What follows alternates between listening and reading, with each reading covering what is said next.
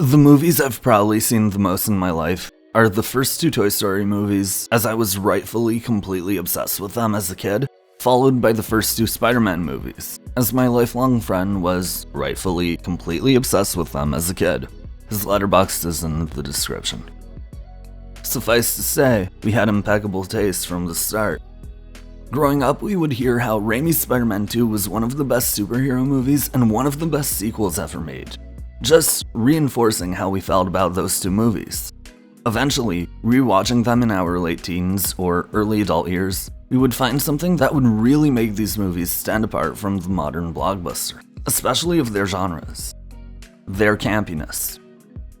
The Raimi Spider-Man movies are unapologetically themselves. They embrace their flaws and accept that sometimes a superhero world is cheesy, without feeling the need to show you how aware it is of that, with meta jokes or by knocking it down, something a lot of superhero movies try to shy away from now.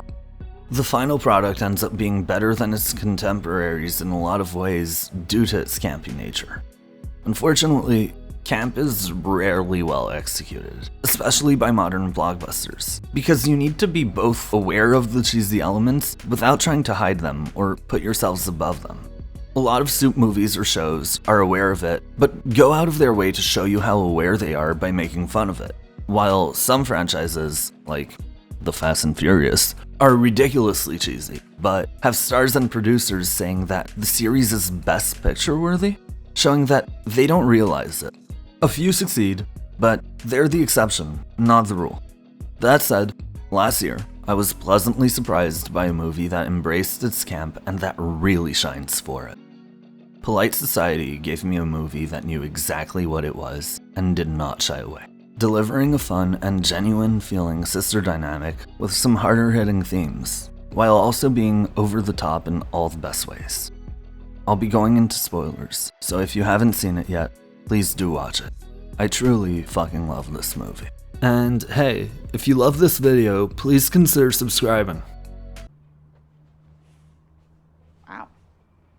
So you're doing a Jane Austen then? Nice. I'm not doing a Jane Austen. Well, throwing your life away to marry some rich Mr. Darcy wanker sounds pretty 1800s retro if you ask me. The movie follows Rhea Khan, a teenage girl who hopes to one day become a stunt woman despite the disapproval of most of the people around her, including her headmaster and her parents. This doesn't prevent her from trying to pursue her dreams though, especially as her older sister, Lena, went into the arts, which wasn't ideal in the eyes of the adults surrounding them either. The siblings are close, and seeing her older sister chase what she was passionate about was very motivating for Rhea. Recently, Lena dropped out. Rhea is positive that her sister is just taking a bit of time off, but it's fairly obvious that the young woman doesn't intend on going back, and she might be depressed. She isn't really taking care of herself, she barely leaves her room, and when she does, it isn't pretty. Lena's future is up in the air. Rhea's having a hard time believing in herself as a result. Rhea pushes her sister to do more, to be more involved with her stunts, and maybe get back into the arts, but it doesn't work. Lena stays in her slump. In turn, Rhea is becoming progressively more discouraged. That is, until Lena meets Salim, a geneticist whose mother invited the Khans over for Eid. The two start dating and Lena seems to be doing better. She re-enters Polite Society. Oh, I get it! She's going out again, and she seems happy. Everyone seems rather relieved. Well, except for Rhea, who feels like this isn't the path her sister should be on. More than that, whether she realizes it or not, Rhea feels like this is separating her and her sister. She therefore starts looking for ways to break up the couple. This doesn't work out as planned, as Salim seems rather unproblematic. So the younger sister takes matters into her own hands, and she tries framing him, planting used condoms in his room to make it seem as though he's been cheating. This leads to an even larger divide between the two sisters, especially as Lena tells her little sister that she will not be going to art school. Despite only having known him a few weeks, Lena is getting married and moving to Singapore. Rhea is at her lowest of lows, causing her to give up on her stunt woman dream. She goes to apologize to Salim's family, though during her visit, she discovers a lab underneath their home. A lab that includes information about all the women present at the Eid party, as well as information regarding their fertility, marking Lena as the ideal candidate. It's not clear what's going on, but it's definitely a red flag. Now more than ever, Rhea needs to stop the wedding.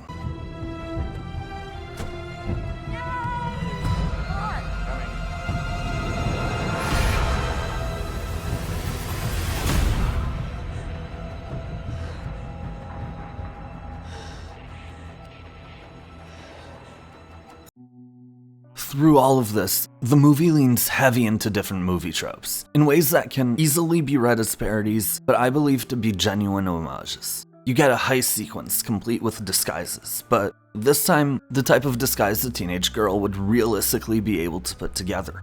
You get a bit of a duel/standoff, but the main character eats complete shit. You get the buddy action comedy trope of the best friends falling apart before coming back together for the third act that absolutely demands they reunite. Needlessly intense fight scenes, and even the enemy to friends trope. The way it's executed, a lot of these moments could come off as if they're making a bit of fun of previous movies, but it's more so a situation of leaning into it and having fun with it, especially as the movie treats all of these with care and authenticity. With the movie being about a main character who idolizes stunt people, you can feel the passion for everything about movies and the way they treat the tropes. Though, the passion for stunts is definitely the standout. The fight scenes go dummy hard, for fights that really should not. I mean, the fight I'm currently showing is a fight between a teenager and an art student. One of them could maybe be this good in a fight, seeing as she's got training, but it feels unlikely. And the other definitely shouldn't. But you kinda look the other way because of how cool they are.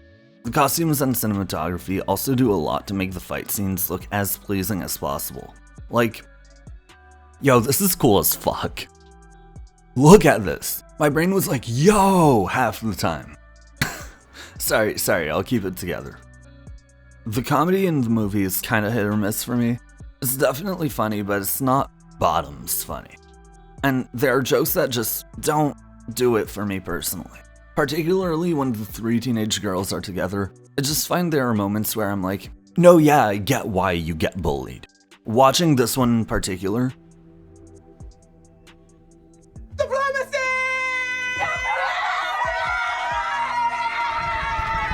I'm resisting the urge to steal their lunch money and put them in lockers, you know? But there are jokes, like this sequence.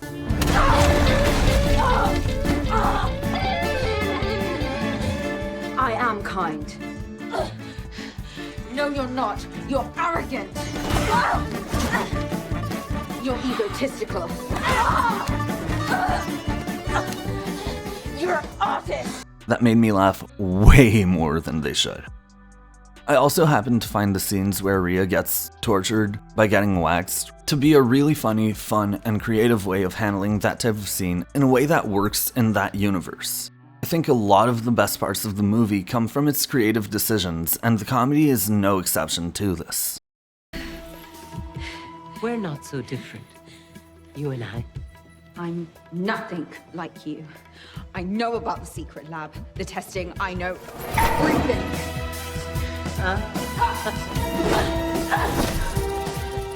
Everything, huh? Do you now? Though, in the third act, the movie goes full balls to the fucking wall. You learn that Salim is going to artificially impregnate Lena so that she can give birth to a clone of his mother, allowing his mother to live a nice, lavish life as a thank you for all the hard work she did for him. If it sounds cuckoo for Cocoa Puffs, that's because it is. And the movie acknowledges that it's crazy of him to do this, but never pushes itself down for doing it, which works in its favor. As I mentioned in the intro, the movie knows it's cheesy and kind of ridiculous, especially as the first two acts kinda left you wondering if Rhea is wrong. So, the turn is still shocking within its own universe. But this movie's dedication to treating this decision to go crazy genuinely is what makes it work. Furthermore, I've heard a lot of horror stories about men who present one way until marriage and then switch it up afterwards. especially on issues such as traditional gender roles or wanting children. Telling the woman they're engaged to that they agree with their views when they never really did. This felt like a bit of an allegory to that. It's a creepy thing in its own right, and I think that by making the twist not only be that he wants to artificially impregnate her without having discussed it, but by impregnating her with a clone of his mother, they're elevating this to truly illustrate how evil it is. Obviously, Lena teams up with her sister after realizing the truth, and the two sisters kick ass before taking some time to finally be together again. Rhea is motivated to do stunts again, and her sister is going to take time to figure it out. Also, I may have a magnificent womb, but your dick is distinctly average.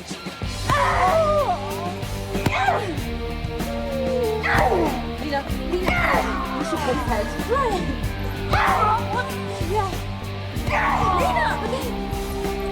Like I said, there's a lot about this movie that's over the top and cheesy, goofy even, but their decision to treating it genuinely and committing to it fully really allows the movie to pull it off.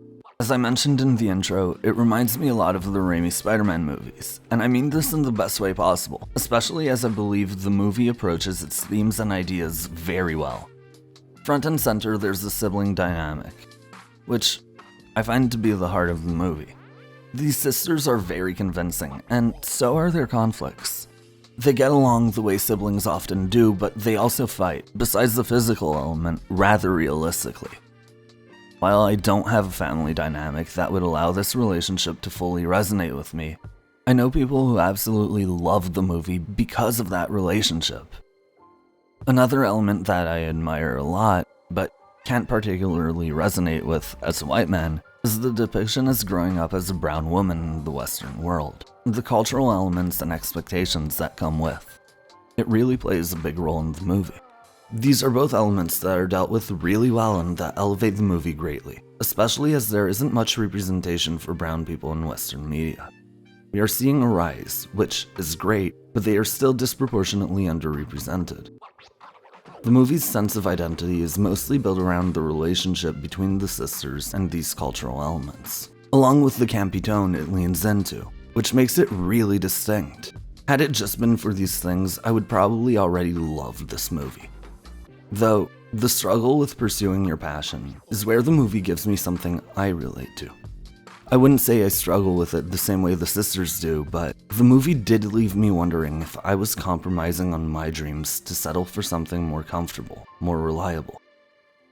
More than the fun homages to different movie genres, more than the sick fight scenes, the humor, the campiness, the sister dynamic, and the cultural element, this is what kept me thinking of this movie.